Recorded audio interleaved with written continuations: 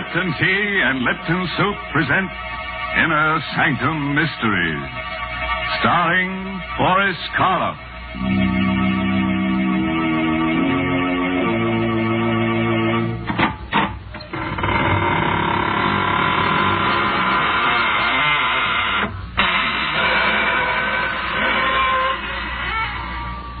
Good evening, friends of the Inner Sanctum.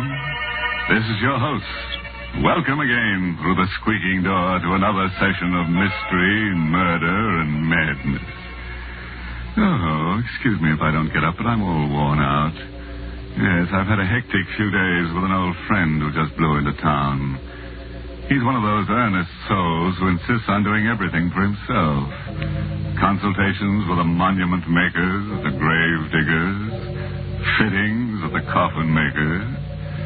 Yes, quite a busy body. But then we only die once, you know. Our story is called The Corridor of Doom. And our star tonight is a man who gives even me the shakes. The famous star of stage, screen, and radio, Boris Karloff. Have you thought about death lately? Not the fact that it's inevitable, that it must come to all of us someday, but rather how it will come. Do you think of it as a sleep and a waking, of a sudden transition from one state of being to another, or to a state of non-being? John Clay was one of those people who never thought about it at all, until he found himself walking down that dim and endless passage which... But suppose we let Boris Karloff in the role of John Clay tell you about it himself. If your blood pressure will take it, put out the lights and come on a little trip down the corridor of doom. When I woke up, I had no idea of where I was or how I'd gotten there. I was lying on a hard, white bed in a clean, white room. There was a dull pain in my abdomen. Touching it tentatively, I felt a bandage. So that was it. An operation. But for what? And where was I? At that moment, the door opened, and she came in. Good afternoon. Or is it evening? Whichever you prefer. It doesn't matter. My name's Clay. John Clay. Yes. And yours? You can call me Nada. Exactly. Where am I? In what hospital? It has no name. What? But that's ridiculous. I'd like to speak to Dr. Rogers. If you'll get him for me, please. There is no Dr. Rogers. At least, not here. Then who operated on me? And for what? Listen, I'm not a well man. I've a very bad heart. Will you get someone who can talk to me? If you wish. I'll call Dr. Stone.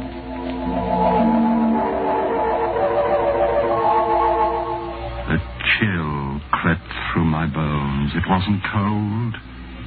It was fear. Unreasoning and abysmal fear.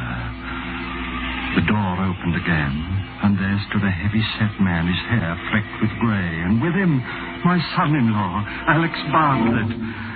Alec, I can't tell you how glad I am to see you. Hello, Father. But why are you standing out there? Why don't you come in? Oh, no. No, I shouldn't advise it, Mr. Clay. And why not? And why? Oh, was it you who operated on me? Yes. I'm Dr. Stone. Why wasn't Dr. Rogers called in? He's taken care of me for years. There wasn't time. It happened during the night. Acute appendicitis. And even as it was... Even as it was? What? And why are you dressed that way, Alec? All in black. Well, it's customary. After all, you are my father-in-law. Of course I am, but... Now, look, Alec. You've got to stop being so mysterious. And you know about my heart, what any sudden shock will do. I don't think you need worry about it anymore, Mr. Clay. And as far as the mystery is concerned, this initial period of adjustment is always a little difficult. Difficult? Do you realize what it's like, lying here helpless, completely isolated, as if I were all alone in the world? Or isn't there someone I can talk to? Some of the other patients? Not just yet.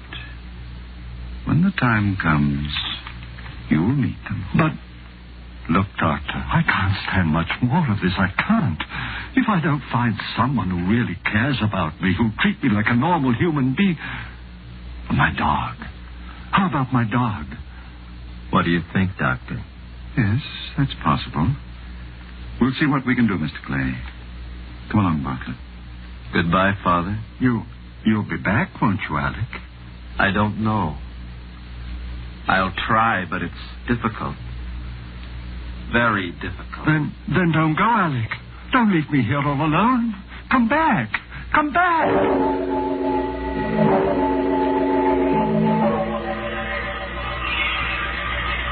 I waited and watched and waited.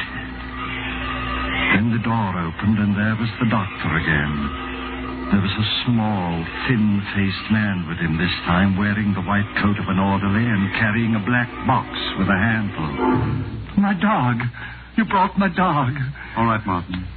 Give it to him. Yes, sir. Thank heaven, now at least. Come on, Carrie. Come on, boy. Get up. Wake up.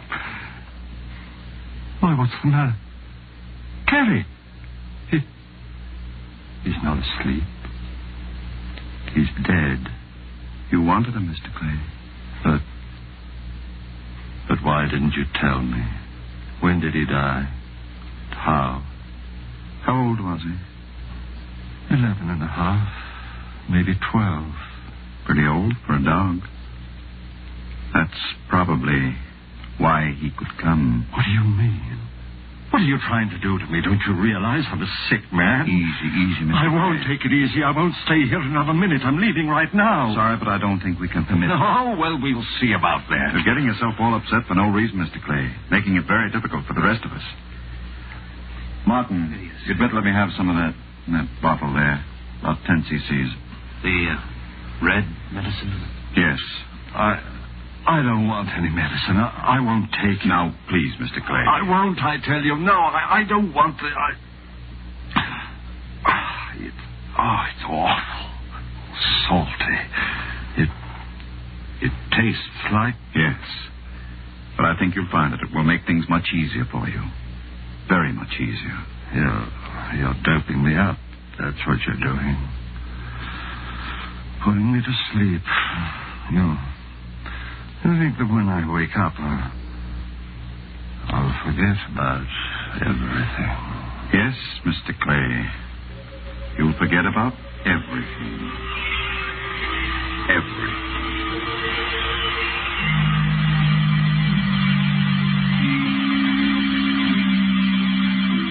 I was somewhere deep down under the earth.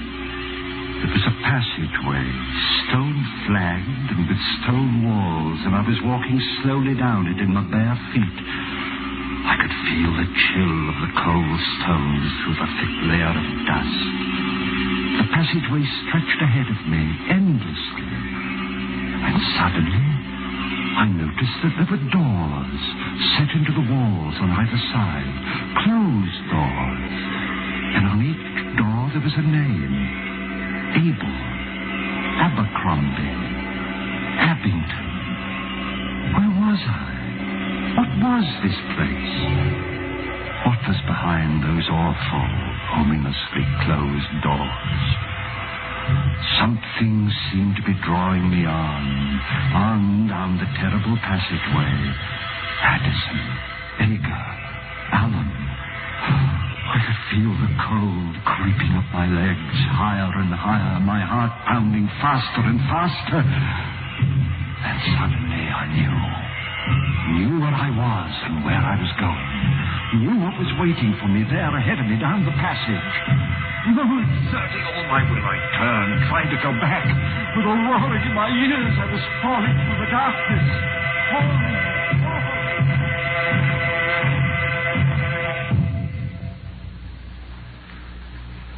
When I opened my eyes, I was in that cold, white room again, clutching the blankets with trembling hands.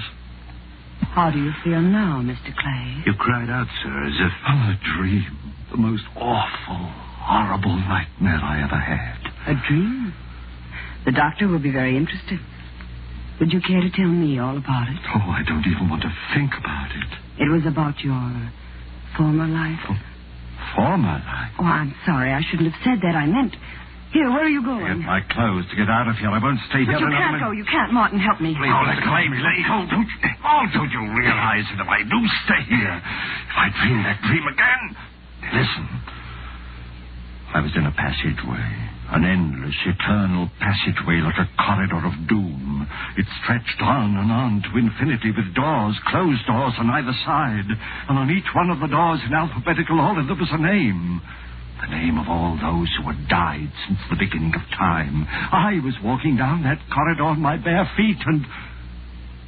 Why are you looking at me that way? You mustn't talk about that. You mustn't, do you hear? But you asked me... You didn't dream that dream. You couldn't have. And you've got to get it out of your mind. We'll help you. We'll give you a massage. That should make you relax. The alcohol, Martin, right over there. A massage, you think that'll help? If it doesn't, we'll call Dr. Stone. Try something else. Martin. I see. Now what? What are you staring at? Your feet. On the soles. Dust. Thick, gray dust. Dust.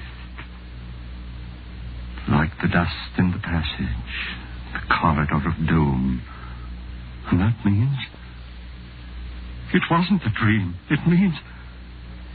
I was really there.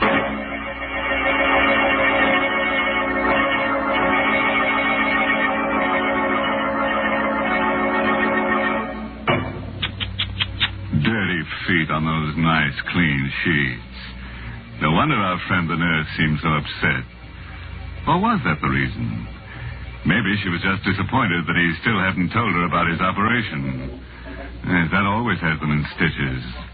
Great big stitches. Like the ones they take in a shroud. Well, now I think it's about time to take another little walk. Yes, down the corridor of doom with our star, Boris Karloff. And by the way, don't be concerned about getting too tired, because you'll only have to walk one way. That's the nice part of a trip like that. You don't have to worry about coming back. I lay there, staring down at my feet. No, it had not been a dream.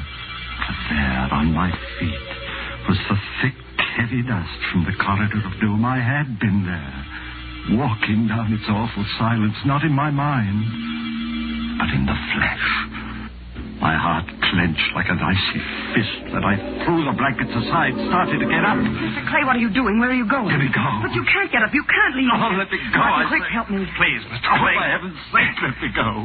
Don't you realize what this means? If it wasn't a dream, and if I stay here, go down to that horrible place We've got again... to make him quiet down. Some more of that medicine, Martin. Another 10 cc. Right. Oh, no more of that. Here, Mr. Clay. You must take it. You must. It will make you sleep. Sleep so soundly that you won't be able to go down there again. No, but... All right. Give it to me. Here. You stay here, Martin. I'll go get Dr. Stone and tell him. Better, Mr. Clay? I don't know. Color. Dark red. Taste. It's like... Yes, I know. And it makes me sleepy. My eyes get heavy and... Have you been here for a long time, Martin? No, not long. What is it like outside of this room? It's strange. Like no place else. And the other patients, what are they like? They're strange, too. Listen, Martin. I'm a rich man. You're the only friend I've got here. You've got to help me. Whether you're rich or poor doesn't matter. As for helping you, that's what I'm here for. You've got to stay here. Watch me. Every minute. My heart. I don't think it'll bad luck.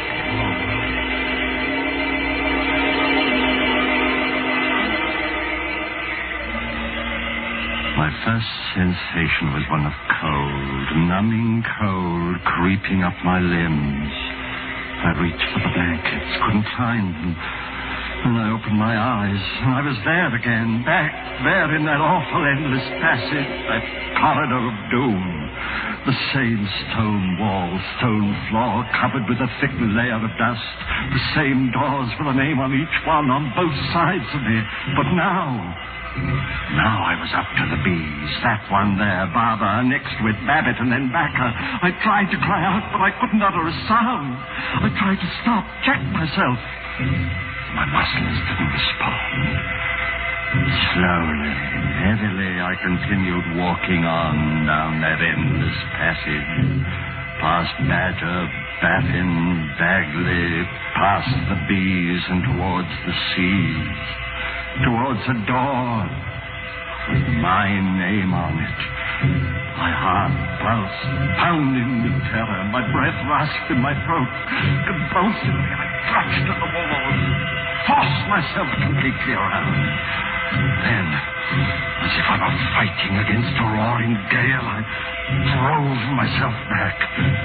One step I took, 2, 3, then I stumbled. I was falling again, falling through darkness, complete, absolute, unending.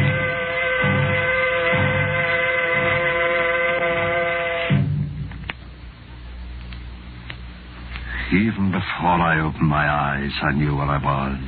Back in my room, the sheets crumpled in my sweating hands. I lay there for a moment. I knew that this was my last chance. Slipped out of bed, tiptoed to the door of the room, opened it a crack, and peered out a hospital corridor. And sitting at a desk halfway down it, the nurse. Could I slip past her? Then on a table next to the door, I saw the telephone. A telephone! Now I could get help. With someone who would save me, take me out of this place. Picking it up quietly, I dialed my daughter's number, Alec Bartlett's wife.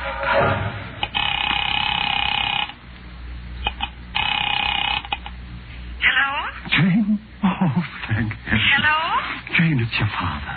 Listen, you've got to help me. You've got to come and get me. I'm at the hospital. Alec knows where. Hello, is anyone there? Yes, can't you hear me? Didn't you hear what I said? It's your father. And Jane. I'm up. I heard her, but she couldn't hear me. Something wrong with the phone, her phone. I've got to get hold of somebody, but who? Dr. Rogers? Oh, might be out. If they come in when I'm phoning. Oh, I know, of course.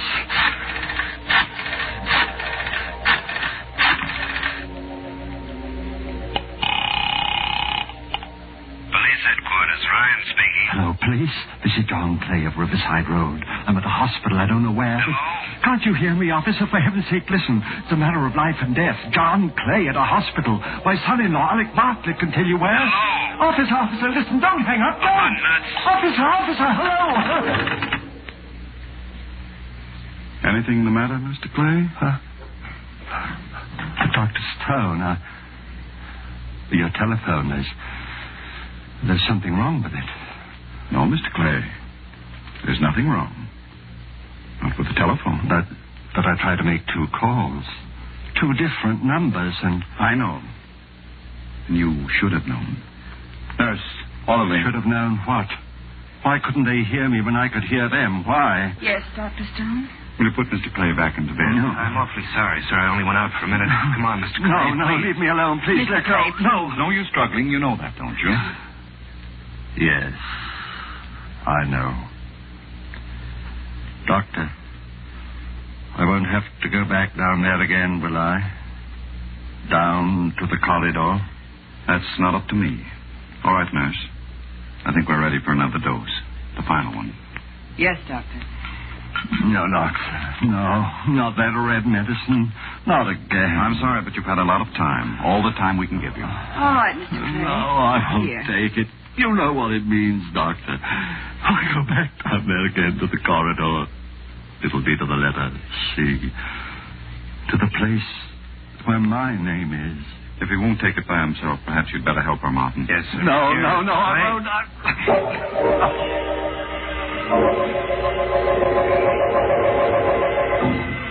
Again, I knew where I was before I opened my eyes. I could feel the dust under my bare feet, and through the dust, the biting chill of the cold stones. I was there, back in the corridor, walking down its silent length past the blank, closed doors. For the names on the doors, now they were all C's. Cabot, Cadden, Cahoon. On I walked, the beating of my heart, the pounding of my pulse loud in my ears. On down the passage, no longer even trying to fight against what I knew was inevitable. On past Cameron, Chelsea, Chiswick, and then, suddenly, terribly, one door. A door with my name on it, gaping, waiting for me. I tried to stop, to turn, but my legs carried me forward. I was but 2 doors away. I could see into it now, see that it contained nothing. Absolutely nothing, not even a coffin. Just stone walls and a flat stone slab. I was turning to step over the threshold. I made a last convulsive effort. Merciful heaven, help me! Save me!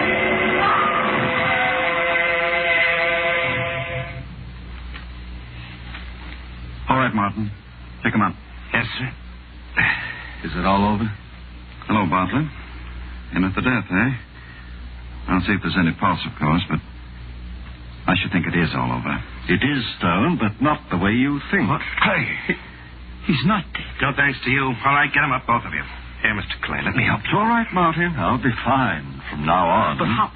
Don't look so surprised, Alec. Mr. Martin is a detective. I hired him some time ago. You see, I had a feeling that something was wrong when that railing broke accidentally, and I took that bad fall. So I decided I should investigate. You can't prove it. You can't prove anything. The first results of Martin's investigation showed me what bad financial shape you were in. And it was then that I realized that you had actually been trying to murder me to get hold of my money. So I faked that story of having a very bad heart. You mean it? I thought it would give you the idea of trying something more subtle and less dangerous. And it certainly did. But you still can't prove anything, not a thing. No, don't you worry about that. Don't forget. Come back here, Bartlett. You'll never have a chance to prove it. Come back, Bartlett. Oh, you shot him, killed him. Well, I couldn't have. I fired up in the air to get him to stop. Come on. I don't understand. There's not a mark on him. But he is dead. He was the one who had the bad heart. That's what gave me the idea of pretend. Good heavens, look. At what? This hallway was supposed to be the corridor of doom. When I reached the door with my name on it, I was supposed to die. Look at the name on that door there.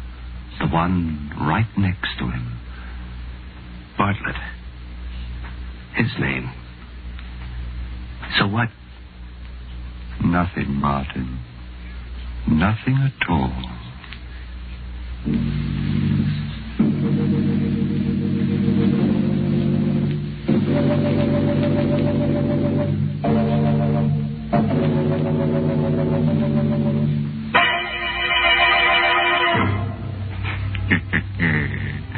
Now, where do you think old Dr. Stone got the idea for that little alphabetical graveyard?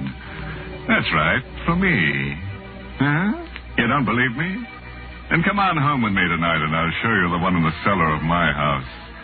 What's more, I'll show you a door and a neat stone slab with your name on it.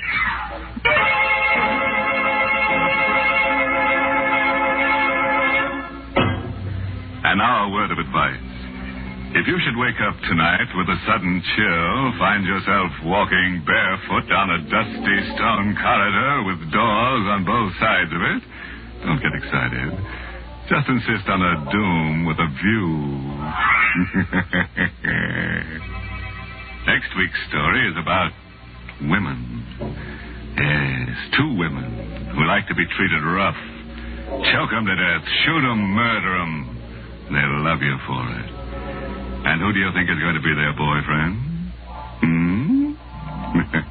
That's right. Boris Karloff. Boris Karloff will be with us again next week, because who else could love such women? So, if you're in a tender mood, tune in next Tuesday. Until then, good night. Pleasant dreams.